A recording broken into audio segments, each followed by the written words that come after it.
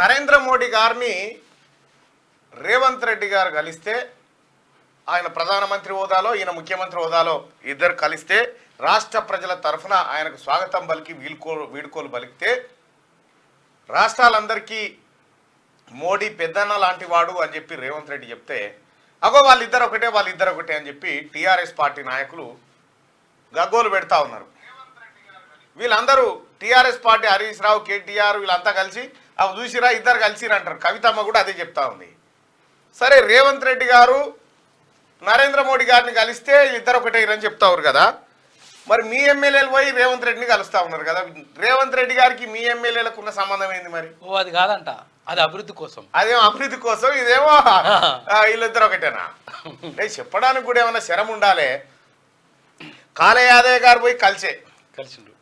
నన్ను గెలిపించింది ప్రజలు ఒత్తిగానే కూర్చుంటాను కాదు, ఇప్పటిదాకా నేను కార్లు వచ్చుకుంటున్నా, వట్టిగానే కూర్చుంటాను లేని నేను నా అభివృద్ధి కోసం ఎంత దూరమైనా పోతా అని చెప్తా ఉన్నాడు.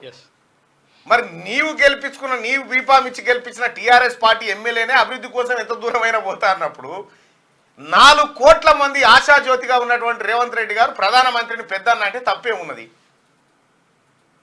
పటాన్చెరు ఎమ్మెల్యే కలిసే, దుబ్బాక ఎమ్మెల్యే కలిసే, నర్సాపూర్ ఎమ్మెల్యే కలిసే, అటు జైరాబాద్ ఎమ్మెల్యే కలిసే, భద్రాచలం ఎమ్మెల్యే కలిసే, ఇంతమంది ఎమ్మెల్యేలు, ఈయన పేరు రాజేంద్ర నగర్,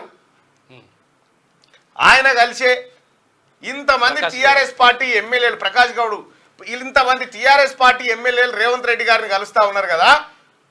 మరి రేవంత్ రెడ్డి గారికి పెద్దన్న అసంటుడే కదా రేవంత్ రెడ్డి గారు. వీళ్ళకి కూడా మీ భాషలో అది తప్పైతే నరేంద్ర మోడీ గారిని కలవడం, మరి ఇదేమవుతుందో మీ ఎమ్మెల్యేలను అడిగి చెప్పురి. దేశానికి 4 ప్రధానమంత్రులు ఉండరు కదా, ఒక్కడే కలవాలి. రాష్ట్రానికి ముఖ్యమంత్రి ఒక్కడే ఎట్లుంటాడో దేశానికి ప్రధానమంత్రి అట్లే ఉంటాడు. గతంలో కేసీఆర్ కు సోయి లేక కలవక